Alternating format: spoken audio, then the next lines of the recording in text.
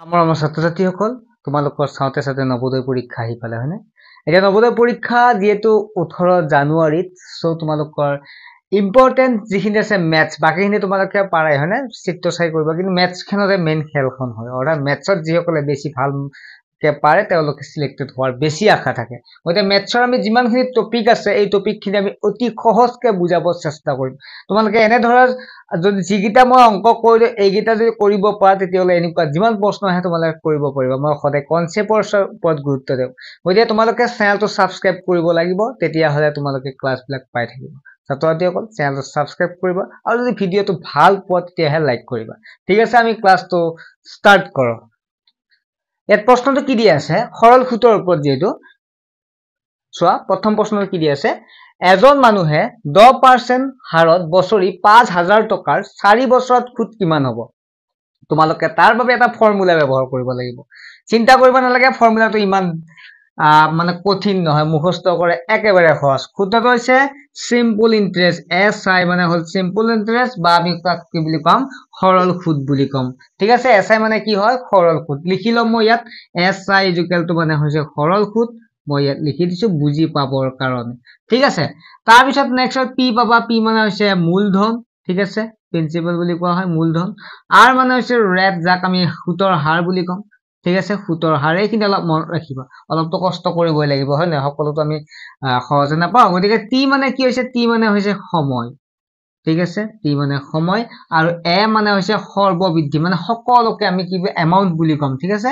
এ মানে হৈছে সৰ্ববৃদ্ধি বুলি কোৱা হয় সৰ্ববৃদ্ধি মানে গোটাইখিনি পিছত বুজি পাবা আৰু কিবা লিখিব বাকি থাকিল নেকি নাই একো নাই হয়নে গতিকে এসআই মানে সিম্পল ইন্টারেস্ট এতিয়া প্ৰশ্ন আমি সূত্ৰ এটা জানো সূত্ৰটো কি হৈছে জানে তোমালোকে জানানে এসআই মানে হৈছে কি হৈছে সৰল সুদ equal to P R T P মানে কি এত একো নাই মানে পূৰণ হৈ আছে ঠিক আছে পি মানে কি মূলধন আৰ মানে কি বা পূৰণ দি দিবা ডাইৰেক্ট দি দিবা তোমালোকৰ সুবিধা পোৱা যে পি সৰি পি পূৰণ আৰ পূৰণ টি ডিভাইড বাই 100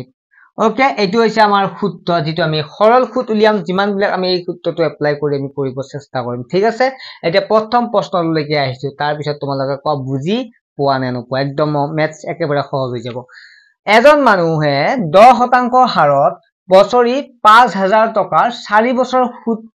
কিমান হ'ব আমাক নিৰ্ণয় কৰিব লাগে 100 টকা 50 টকা 200 টকা 120 টকা প্ৰথমে কি দিয়া আছে এজন মানুহ 10% হাৰ সুতৰ হাৰক কি বুলি কম r বুলি কম r ৰ মান কিমান আছে 10% অৰ্থাৎ r মানে হৈছে 10% বছৰি 5000 টকা 5000 টকা কিমান টকা দিছে যেটো মূলধন বি মানে মূলধন যিমান পৰিমাণৰ টকা দিয়ে এটা সিম্পল তোমালোক যদি মই কওঁ যে এজন মানুহে 5000 টকা আনিছে ঠিক আছে ধাৰত মানে সুতত আনিছে তে খুটত আনতে তেখতে কেই বছৰৰ কাৰণে লব হেতু চাব কিমান টকা আনিছে হেতু লাগিব কেই বছৰৰ কাৰণে লব আৰু সেই কেই বছৰত কিমান কে দিব 10% কে দিব লাগিব ঠিক আছে 10% কে দিব লাগিব এতিয়া চোৱা আমাক r দিয়া আছে কিমান শতাংশ আমাৰ সুতৰ হাৰ মানে 10% r মানে 10% ৰেট আৰু 5000 টকা মানে হৈছে মূলধন গতে p কিমান পাম p = 5000 ওকে কি অসুবিধা থাকিল কোৱাচোন একো অসুবিধা নাই হয় না আৰু কেই বছৰৰ কাৰণে টি মানে সময় কেই বছৰৰ কাৰণে 4 বছৰৰ কাৰণে গতে 4 বছৰ ঠিক আছে 4 বছৰৰ কাৰণে এতিয়া সূত্ৰটো আমি কি উলিয়াব লাগে সুদ কিমান হ'ব ইন্টাৰেস্ট উলিয়াব লাগে মানে সিম্পল ইন্টাৰেস্ট উলিয়াব লাগে গতে সিম্পল ইন্টাৰেস্টৰ সূত্ৰটো আকৌ তোমালোকে মোৰ লগত পঢ়ি যোৱা SI = P * R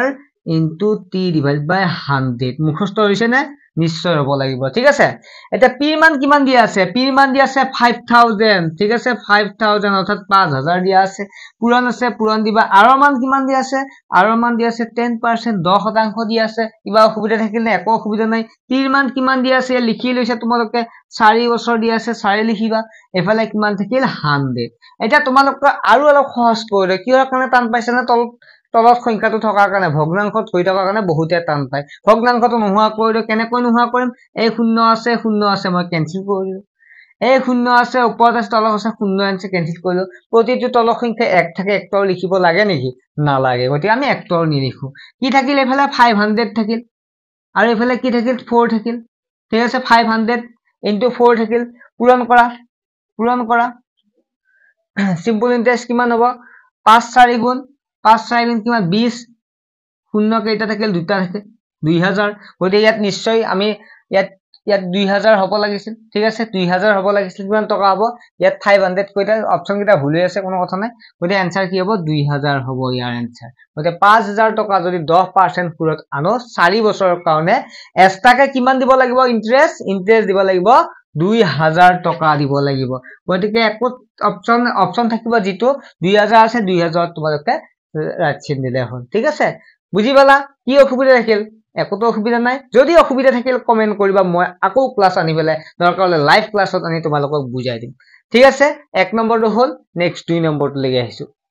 ওকে মুছি দিছো হা হিনি মুছি দিছো 2 নম্বৰলে কোনোবা লিখা যদি লিখি লোৱা সোনকালে সূত্ৰটো নমছো নেকি সূত্ৰটো থাক বাৰু ঠিক আছে আমাক লাগিব এতিয়া সো নেক্সট টু সো বছৰি 8% হাৰে আৰ কিমান দিয়া আছে এবাৰ আর দিয়া আছে 8%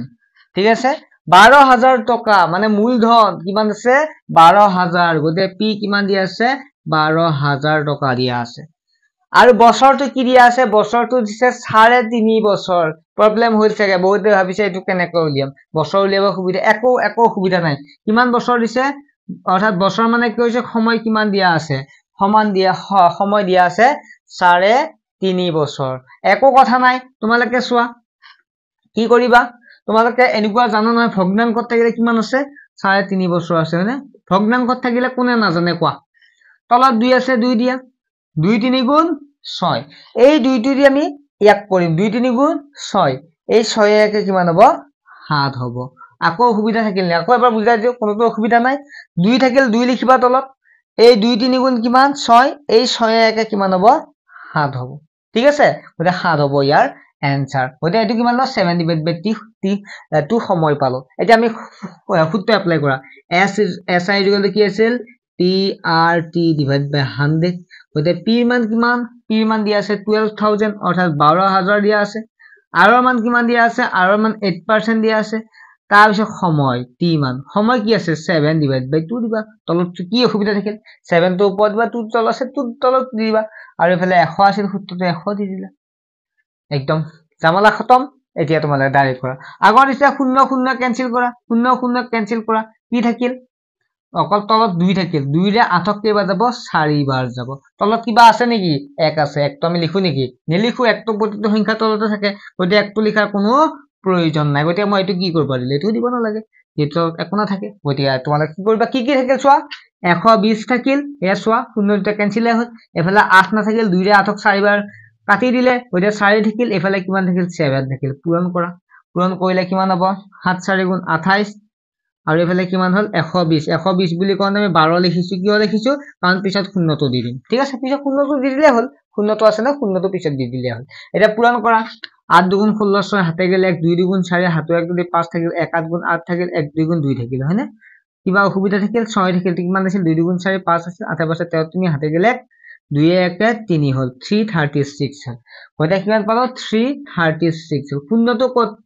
নিলিখাকা থাকিবা নেকি না থাকা হয় না গদে শূন্যটো দিবা आंसर আছে না স্যার যদি आंसर আছে হৈছে যদি নাই আকৌ কৰিব লাগিব आंसर আছে না আছে গদে কোনটো হ'ব এটো হ'ব শুদ্ধ উত্তৰ কি অসুবিধা থাকে এনে টান বুলি কৈ থাকা হয় না সৰল সূত্ৰৰ ওপৰত কোনো ধৰণৰ অসুবিধা নাই বুজি পাইছা না নেক্সট তো আমি আগবাঢ়িছো ঠিক আছে 3 নম্বৰটো কি আছে চাম এখানি মছি দিছো ঠিক আছে লিখি লব পাৰা লিখি লোৱাটোই ভাল ঠিক আছে তোমালোকে লিখি লোৱাটো ভাল ম্যাথছ খদাই লিখিব লাগে তাৰ পিছৰ প্ৰশ্নটো কি আছে সোৱা বছৰি 5% হাৰে কি মূলধনত 2 বছৰত 20800 টকা হ'ব ইয়াত আমাক কি দিলে চাই লম আমি ঠিক আছে আমাক কি দিয়া আছে হেতু আমি প্ৰথমতে লিখিলে আমাক কৈছে বছৰি 5% হাৰে 5% কৈছে আৰ তো আমাক মানে দিয়া আছে আৰ কিমান আছে 5% দিয়া আছে ঠিক আছে অৰ্থাৎ 3 নম্বৰটো লিখি লও 3 নম্বৰ বুলি লিখি লও তেতিয়া সুবিধা হ'ব তাৰ পিছত কেই বছৰৰ কাৰণে দিছে হেতু লিখি দিছে t ইকুয়াল টু 2 বছৰ গতে 2 বছৰ বুলি লিখি দিয়া আছে গতে 2 বছৰ লিখি হল অসুবিধা আছে নাই এটোৱে কিন্তু আমাৰ মূলধন দিয়া নাই বুলি কৈছে কি মূলধন মানে মূলধনটো উলিয়াব লাগে গতে নিশ্চয় এটো কি দিছে সৰল সুদ গতে কি মূলধনত 2 বছৰত এমান মান হ'ব গতে এবাৰ কিন্তু আমাক কি দিয়া আছে SI টো দিয়া আছে অৰ্থাৎ সুদটো দিয়াই আছে SI ইকুৱেল টু চোৱা কি মূলধন মূলধনটো আমি নাজানো এইকাৰণে কি বুলি সুধিছে গতিকে আমি মূলধনটো কি কৰিব লাগিব এবাৰ উলিয়াব লাগিব তাৰ পিছত কি দিয়া আছে 20800 দিয়া আছে ঠিক আছে 20800 দিয়া আছে এতিয়া আমি সূত্ৰ এপ্লাই কৰিলে হল সূত্ৰটো কোনে নাজানে কোৱাচোন সকলোৱে জানা হয় না এইটো লেখাই আছে এতিয়া তোমালোকক এবাৰ আমি সূত্ৰটো এটা কাম কৰো যেটো আমাক কি লাগে পি লাগে গতিকে আমি এই ভালখিনি প্ৰথম লিখি লম PR T divided by 100 is equal to কি হ'ব SI অৰ্থাৎ সিম্পল ইন্টাৰেস্ট ওকে অসুবিধা থাকিব লাগে না একেবাৰে না লাগে পি মান কিমান পি মানটো জানা নেকি না জানো হয় না আমাৰ পি টো উলিয়াব দিছে গতে পি টু পি ৰাখা ঠিক আছে এটা কাম কৰাচোন তোমালোকে পি থাকিল R থাকিল T থাকিল এইফালে SI মান কিমান দি আছে 2800 দিয়া আছে এই 100 টো কি হৈ আছে ইয়াত হৰণ হৈ আছে 100 টো আমাক লাগে নেকি এইফালে নালাগে সেইফালে লৈ যোৱা তেতিয়া কি হ'ব 100 টো পূৰণ হ'ব 100 টো পূৰণ কৰি দিয়া এতিয়া চোৱা তোমালোকে মান কেইটা বহাই দিয়াচোন মানটো মানে এটা কাম কৰা তোমালোকে p টো এফালে ৰাখা আৰু rt টো সেইফালে লৈ যোৱা ঠিক আছে এফালে চোৱা rt টো পূৰণ হৈছে এফালে গলে কি হ'ব rt টো হৰণ হ'ব আৰু এফালে কি থাকিল 2800 পূৰণ 100 ঠিক আছে এতিয়া তোমালোকে চাবা ঠিক আছে এইখিনি চাবা এতিয়া কি আছে p ৰ মান চোৱা এইখিনি মই ওপৰত লিখি দিলে তো একো প্ৰবলেম নহয় ওপৰতো লিখি দিলে একো প্ৰবলেম নহয় মই ইফালে 1 নম্বৰ 2 নম্বৰ পঢ়াইছো যেহেতু ওপৰৰ ফালে মই লিখি দিছো ঠিক আছে ওপৰৰ ফালে লিখি দিছো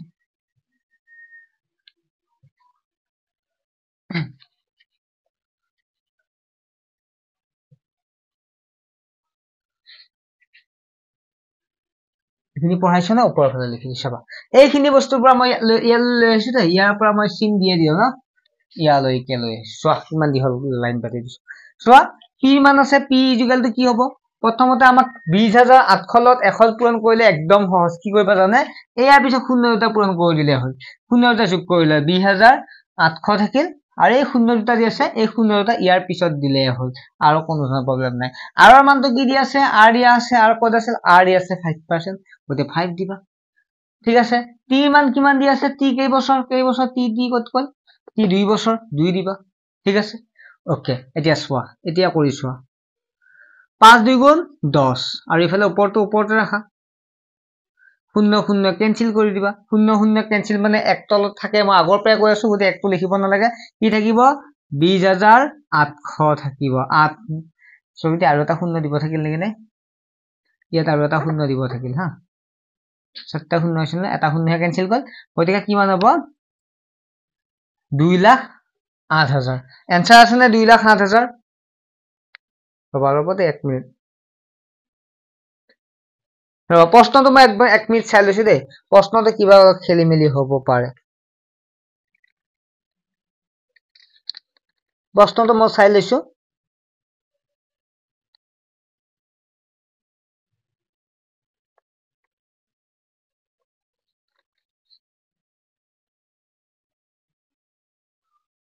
কোনটো প্ৰশ্ন আছিল 3 নম্বৰ বছৰি 5% হয়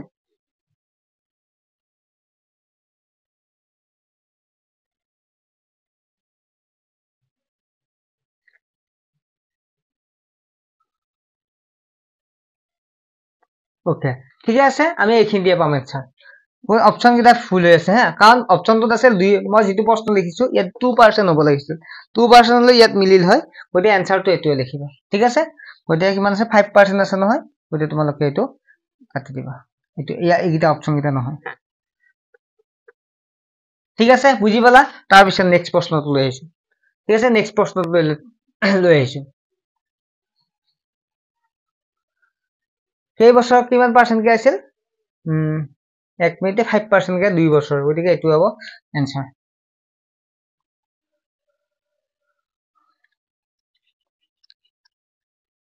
তাৰ পিছৰটো চাবা ঠিক আছে তাৰ পিছত 4 নম্বৰটো চাবা 4 নম্বৰটো কি আছে ইয়াতে লিখি এফালে মই লিখি দিছো হা এফালে মই লিখি দিছো 4 নম্বৰটো এখিনি মুছি দিছো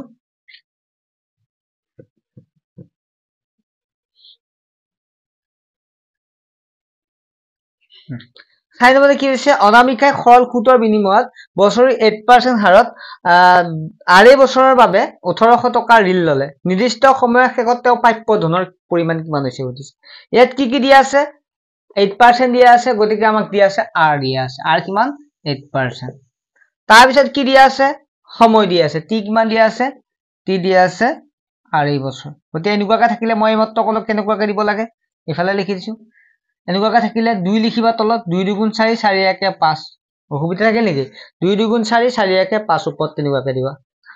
তাৰ পিছত কিমান টকা 1800 টকা গতিকে আমি গম পাইছো p কিমান দিয়া আছে 1800 টকা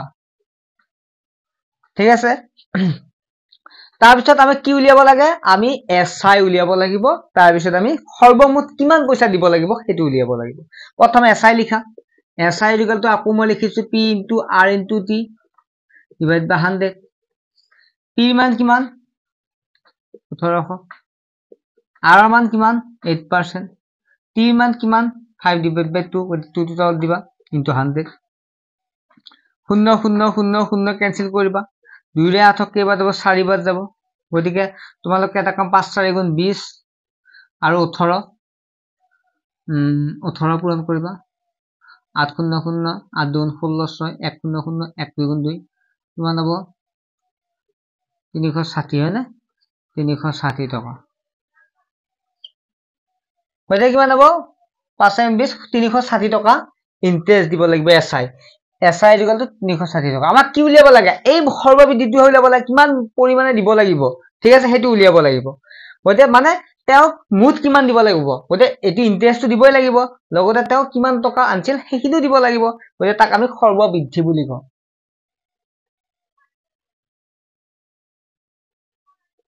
কিমান হ'ব কিমান টকা আনিছিল মূলধন গতে হেতুক আমি p আৰু SI লিখো ঠিক আছে p কিমান 1800 SI কিমান 360 কিমান হ'ব 0 থাকিল 6 থাকিল 8 3 এ কিমান হ'ব 11 1 হাতে গেলে 2 হ'ব 2160 টকা দিব লাগিব 2160 টকা দিব লাগিব কি অসুবিধা থাকিল কোৱাচোন এনে ধৰণৰ প্ৰশ্ন আহিলে তোমালোকে পাৰিব নোৱাৰা জাস্ট মই এই 4টা দিলো এই 4টা মানে এনেকুৱা যিকোনো আহিলে যাতে তোমালোকে পাৰা ঠিক আছে ভালদৰে পঢ়িবা ভাল এটা ৰিজাল্ট কৰিব লাগিব ঠিক আছে বাই চেনেলটো সাবস্ক্ৰাইব কৰিব একেবাৰে নাপাহৰিবা